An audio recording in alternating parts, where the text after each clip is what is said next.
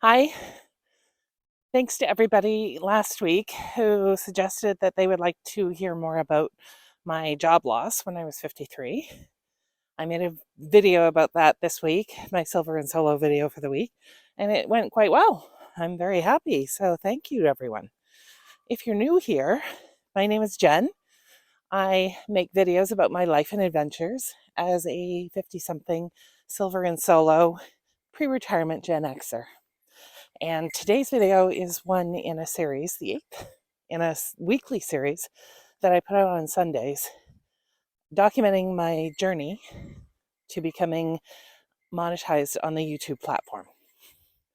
So, welcome. For my ramble today, I thought I would tell you that I'm doing my taxes, and I know I'm like the first one to do my taxes. Back in the day, they used to call that a keener. I am a keener. But anyhow, I noticed on the forms there are all of these different boxes to describe your relationship status. And most of the boxes are there to check off some version of being solo. Like, there's a term for single. Yay, a box for single. That's me. But they also have widowed, divorced, separated, cohabitating, married, a whole bunch of terms for solo, a whole bunch of ways to be solo. And it got me thinking. I am a Gen X person, a Gen Xer. I'm at the oldest end of the Gen Xers. I was born in 1965. We are the latchkey kids. And we are the first generation where both parents worked outside of the home.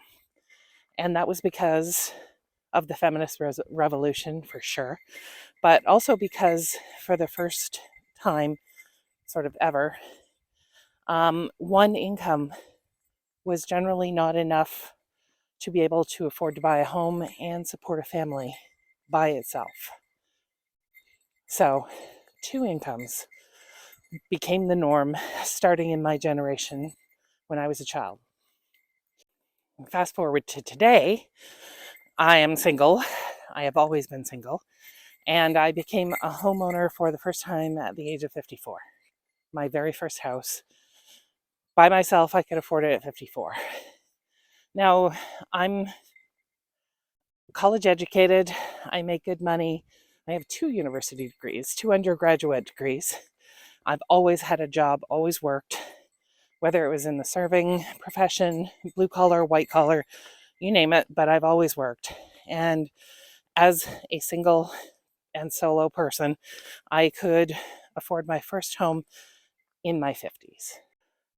Now, I'm sure that if I had been single minded enough, get it? Single, I could have bought a house by myself in my 40s. But I mean, I like to travel, and my focus was on saving enough for retirement. So, hindsight is 2020, but I couldn't do it until I was in my 50s. If I had had a partner making the same money that I was, I could easily have bought a house in my 30s, no doubt. But what about the other solo statuses? The divorced, the separated, the widows. Those solo people had a partner for at least part of their life. And so, statistically speaking, they probably owned a home at one point in their lives. So, that brings me to question for the always singles like me, is a drawback of being solo the money? Whereas for other solos, like the divorced and separateds, is the drawback to being solo perhaps loneliness? Or if you lost half of everything in the divorce or separation, do you then think that the drawback to being solo is both loneliness and money? And what about widows? Are there any drawbacks? I'm not sure, but I feel the stirrings of this week's Silver and Solo video. Let me know in the comments what you think. And also, while you're there, if you could like and subscribe, that would really help me out. I'm going to throw you back to Office Gen now and get to the analytics. Hi, back in the office. This week I am happier. This week I had a successful week. As you can see, let me change my little stats here to the last 7 days from February 11th until the 17th. So from Sunday to Sunday, my channel got 1.1K views, 84.1 watch time hours, and 29 new subscribers. Better than 1, which is what I got last week. So this is good.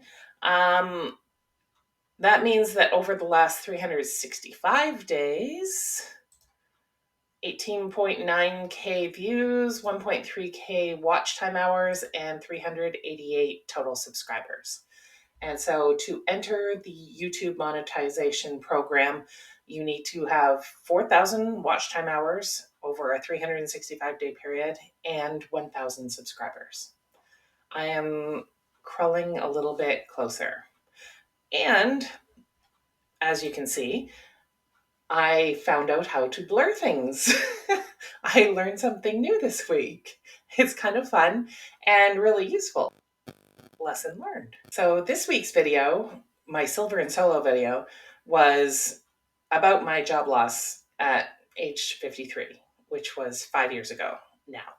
I mentioned it on my last week's Sunday video, and a few people said it sparked some interest. And so I decided to make a video about it. And it did quite well because, look, it's a 1 of 10. And that's what I wanted, an improvement. So in the first 3 days, 17 hours, the ranking by views was 1 of 10. So those are the other videos of mine that have done not as good in their first 3 days, 17 hours. This is good.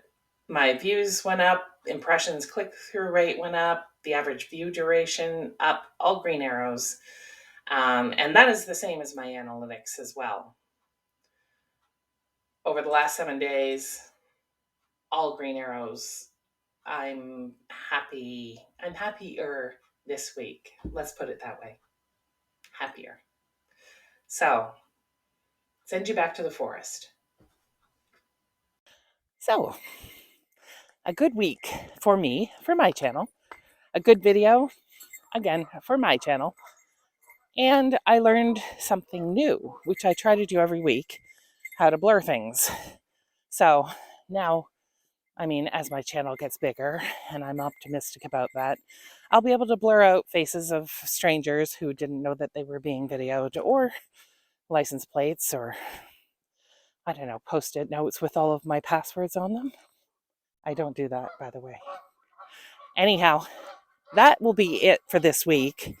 And please join me again next week. Woo! And watch the Silver and Solo video that I've got coming up. It'll be reduced, or it'll be put out on Tuesday or Wednesday.